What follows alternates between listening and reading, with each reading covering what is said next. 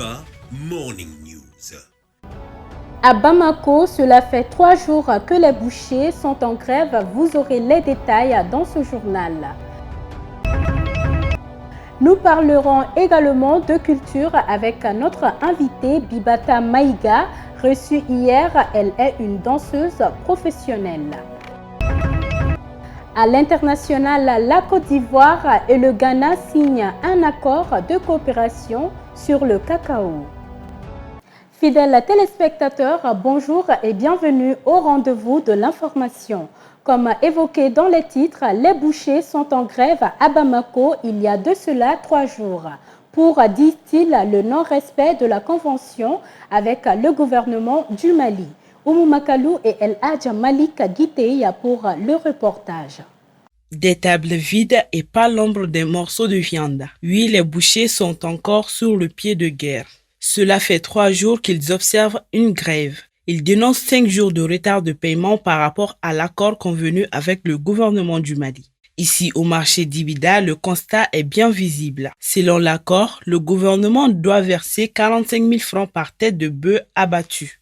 On était convenu à un accord avec le gouvernement qui n'a pas abouti.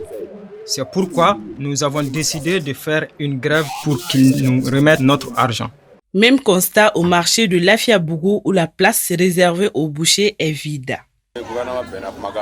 C'est obligé qu'il y ait les tables vides car le gouvernement n'a pas respecté la convention. L'accord était de baisser le prix de viande et de nous remettre 45 000 francs par tête de bœuf abattue. Voilà 4 jours de reçus non payés. Comment pourrons-nous travailler ainsi? Cette grève cause d'énormes difficultés pour la population. Cette grève nous a dépassés, car nous sommes des femmes au foyer et ce n'est pas facile pour nous. Ce qu'on peut dire au gouvernement, c'est de nous regarder, nous les pauvres. On demande au gouvernement de bien vouloir baisser le prix de la viande, car c'est cher. Depuis quelques mois, le Mali fait face à une flambée du prix des denrées de première nécessité et cette grève des bouchers risque de compliquer un peu plus la situation. Le professeur Ali Nouhoum Diallo, l'ancien président de l'Assemblée nationale, était l'invité de cette semaine de notre émission En toute liberté. Le douanier est revenu sur sa relation avec le président Ibrahim Boubacar Keïta et son avis sur la faisabilité des différentes réformes pendant cette période de transition. Aruna Salia Kone pour le décryptage. Le professeur Ali Nouhoum Diallo est un acteur majeur du mouvement démocratique. Il fut le président de l'Assemblée nationale du Mali de 1992 à 2002 et président du Parlement de la CEDEAO de 2000 à 2006. Vieux routier de la politique, il appelle les détracteurs des acteurs de l'avènement de la démocratie à plus de bon sens dans leurs analyses. Moi, je crois que ceux qui font le procès du mouvement démocratique, là, nous attendons de voir ce qu'ils vont faire. Parce que c'est très facile de faire le procès de quelqu'un. Et je les invite à beaucoup plus de lucidité, à beaucoup plus d'humilité pour voir comment ces hommes et ces femmes-là ont travaillé pour qu'il y ait une constitution, celle du 25 février 1992, oui, pour qu'il y ait une charte des partis, un code électoral. Le doyen se reproche tout de même la responsabilité de l'état actuel de la route Sévaré-Gao. La responsabilité, celle que je me reproche le plus aujourd'hui, en tant que régime, oui. La route Sévaré-Gao, oui. Quand je vois dans quel état de dégradation elle est, je dis ça, je me le reproche. Le professeur confie qu'il avait conseillé, en son temps, le président Ibrahim Boubacar Keïta de ne pas briguer un second mandat. Et j'avais dit à Ibrahim, ne brigue pas un second mandat. Le premier mandat, contrairement à tout ce qu'on a pu te raconter, dans le meilleur des cas, est mitigé. Ensuite, je ne suis pas ton médecin personnel, mais je suis médecin et j'ai des liens avec les médecins qui te soignent. Ton état nécessite que tu te ménages, cher ami. Et je viens en tant qu'ami, je viens en tant que camarade, je viens en tant qu'aîné pour te dire, ne brigue pas un second mandat, tu sortiras par une grande porte. Dans le cas contraire, je ne suis pas sûr que ça se terminera bien. Parlant de la faisabilité des différentes réformes annoncées, le professeur pense que le temps restant de la transition ne le permet pas. Pour réviser la Constitution, réviser la charte des partis, réviser le code électoral, faire un référendum pour adopter la nouvelle Constitution. Je ne vois pas comment il va faire. Médecin de formation, le professeur Ali Diallo n'a pas voulu troquer, pendant sa présidence de l'Assemblée nationale, son écharpe contre la blouse blanche. Quand j'étais président de l'Assemblée nationale, tous les mercredis, je consultais à l'Assemblée et tous les mardis et tous les vendredis, je continuais à diriger les 4 pavillons que m'a laissé le professeur Bernard Duflo. Donc, on ne se fait jamais le deuil de la médecine. Un exemple de dévouement qui doit inspirer la jeune génération pour bâtir le Mali de demain. Un Mali de demain qui dépendra selon lui des enfants du Mali, c'est-à-dire la jeune génération. En captivité depuis le 8 avril 2021, le journaliste français Olivier Dubois a 47 ans ce vendredi 6 août 2021. Un anniversaire célébré par ses proches dans l'affliction et la douleur, une occasion pour exhorter les autorités maliennes et françaises à s'unir pour sa libération. Enlevé à Gao dans le nord du Mali en avril dernier, Olivier Dubois ne soufflera pas sa 47e bougie avec sa famille ni avec ses proches. Le journaliste français est détenu depuis le 8 avril 2021 par le groupe de soutien à l'islam et aux musulmans, GSIM. L'information avait été confirmée par lui-même, apparaissant dans une vidéo de 21 secondes qui circulait sur les réseaux sociaux.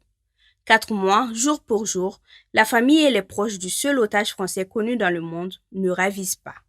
Le 8 juin dernier, des rencontres avaient été organisées à Paris et à Bamako pour la cause du détenu, dans lesquelles le président de la Maison de la Presse du Mali, Bandjougou Danté, avait dénoncé que l'enlèvement d'Olivier est l'enlèvement de trop.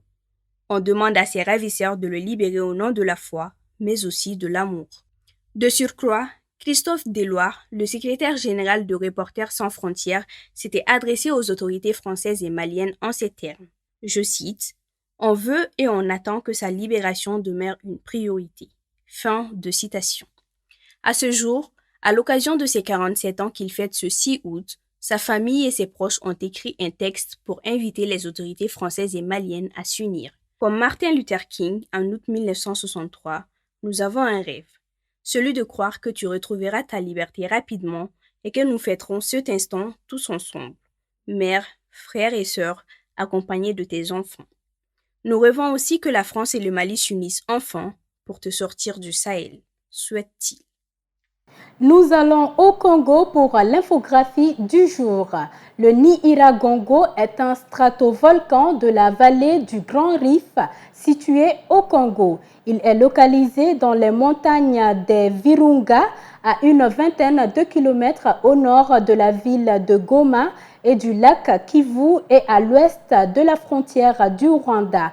Par sa proximité avec des zones densément peuplées, ces éruptions fréquentes, dont la dernière a débuté le 17 mai 2021 avec une nouvelle phase éruptive le 22 mai et la présence d'un lac de lave quasiment permanent, peuvent se déverser sur ces pentes en de longues coulées de lave. Ces éruptions sont considérées comme les plus rapides au monde.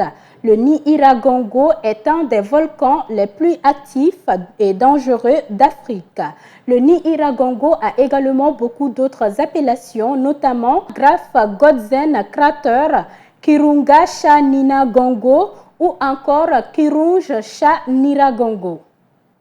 L'actualité internationale avec Fontadjara. Les 2 principaux producteurs mondiaux de cacao, la Côte d'Ivoire et le Ghana, parviennent à un accord afin d'améliorer leur coopération sur plusieurs sujets, allant de la fixation des prix du cacao à la lutte contre le travail des enfants dans l'industrie.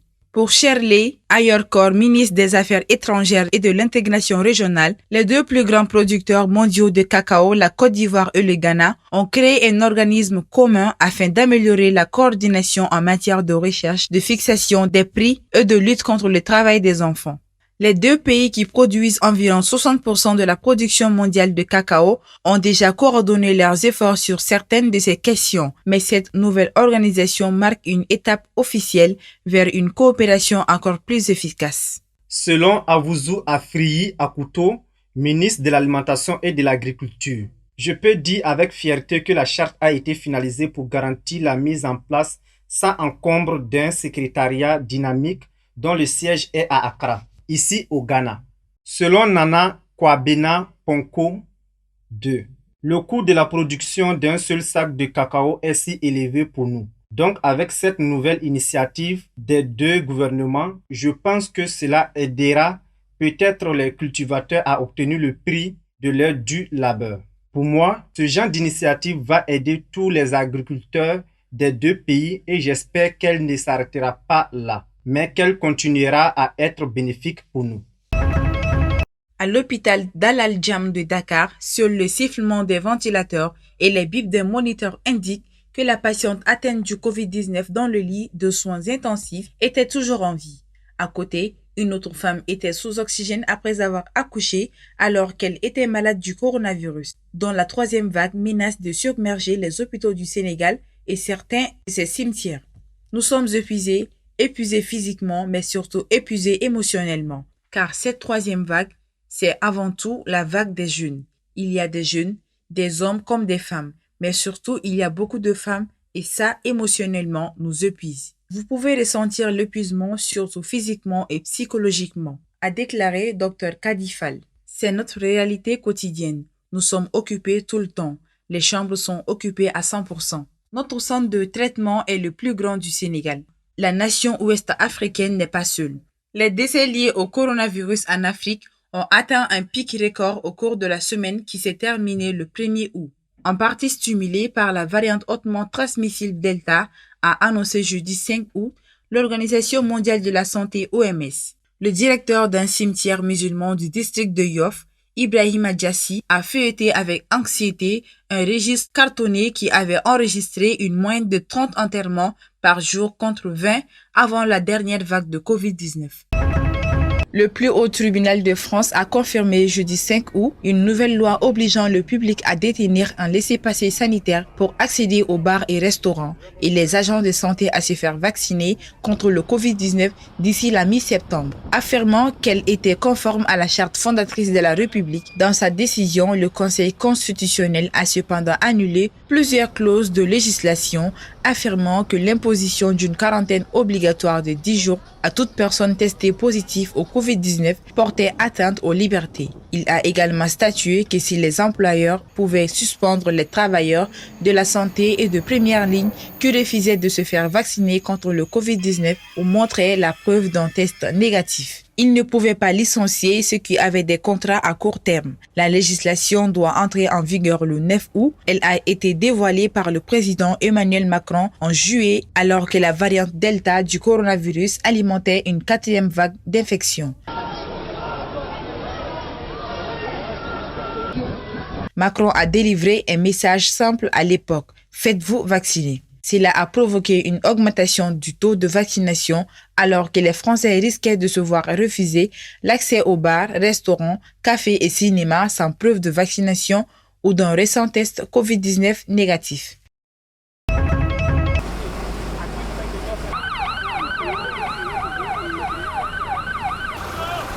Les incendies de forêt au nord d'Athènes ont repris vie alors que les conditions brûlantes persistaient et que les équipes d'urgence luttaient contre les incendies à travers la Grèce pour la 3e journée consécutive.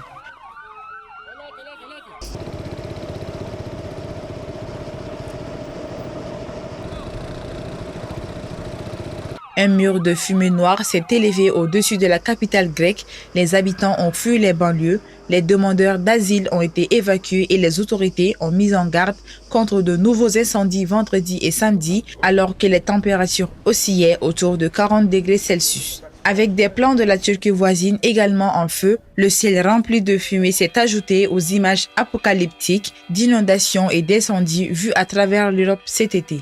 Plus de 150 incendies de forêt ont éclaté dans toute la Grèce depuis mardi, détruisant des maisons, forçant l'évacuation de dizaines de villes et de villages et brûlant des milliers d'hectares de terres forestières.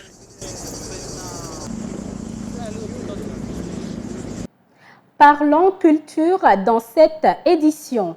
Littéralement, beaucoup de gens pensent que Donso signifie en français le chasseur. Or, il suffit d'approcher les hommes de culture pour comprendre qu'il existe une différence fondamentale entre les deux notions. Reportage Adama Sanogo.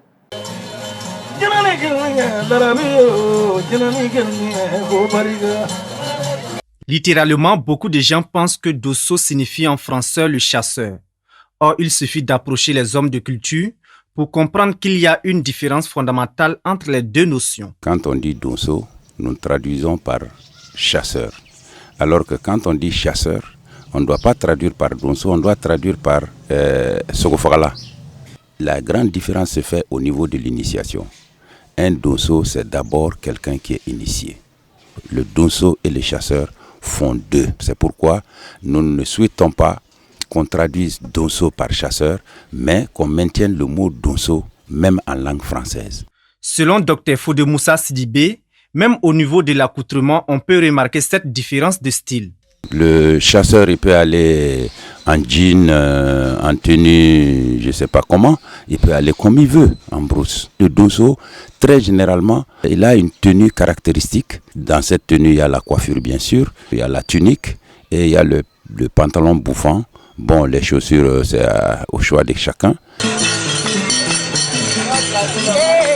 En outre, un chasseur ne peut pas danser la danse dédiée au Dosso. Il faut dire déjà que le Dosso a ses règles, a sa formation, a son appartenance, a sa culture.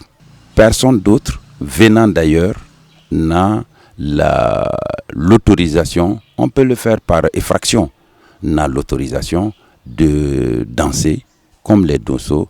Même si chasseur et Dosso ne signifient pas la même chose, ils ont toutefois un dénominateur commun, la chasse.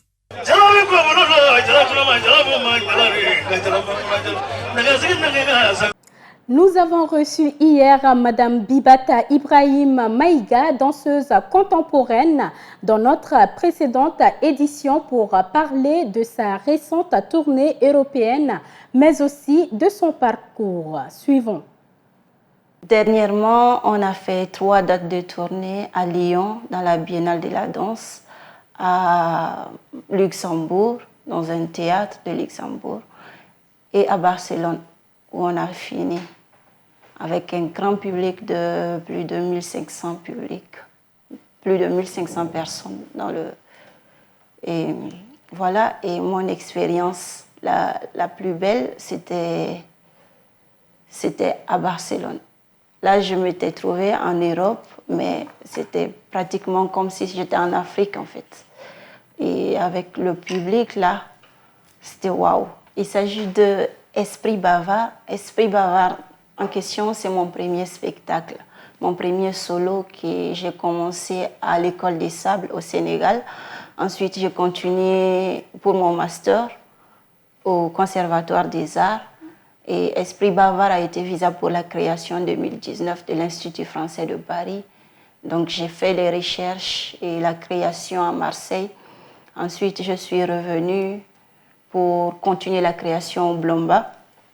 Et voilà, Esprit Bavard, ça parle de la complexité de l'esprit humain et de sa fragilité face aux différentes complexités culturelles et complexités religieuses.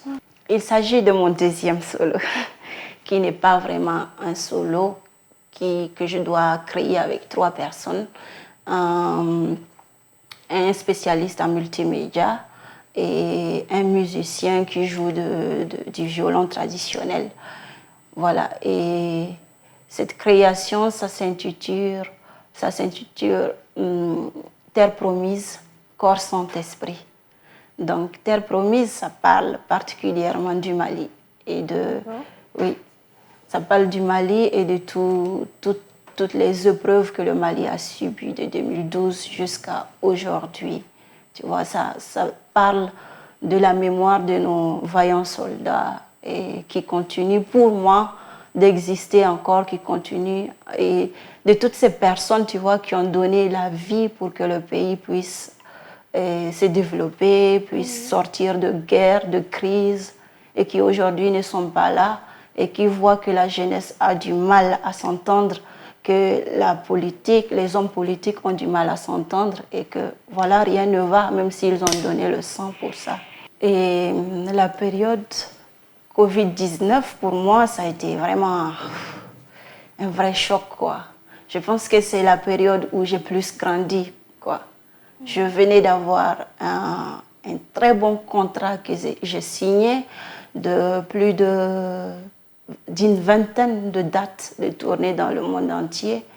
Et tout d'un coup, ça tombe comme ça. Ça tombe à l'eau. Tout est annulé, voilà. Et c'était un vrai choc.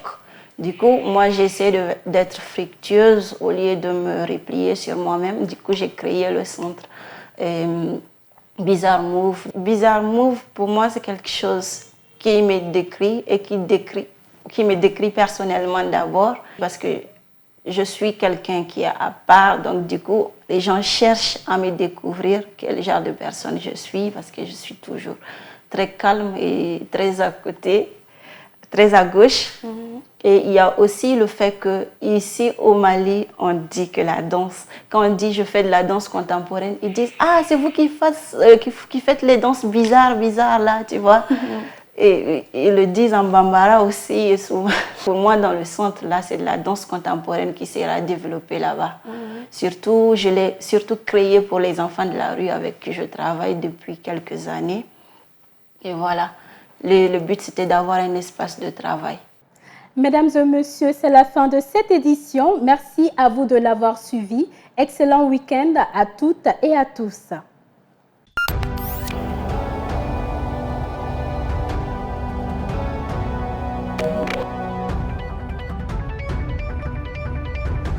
Joliba Morning News.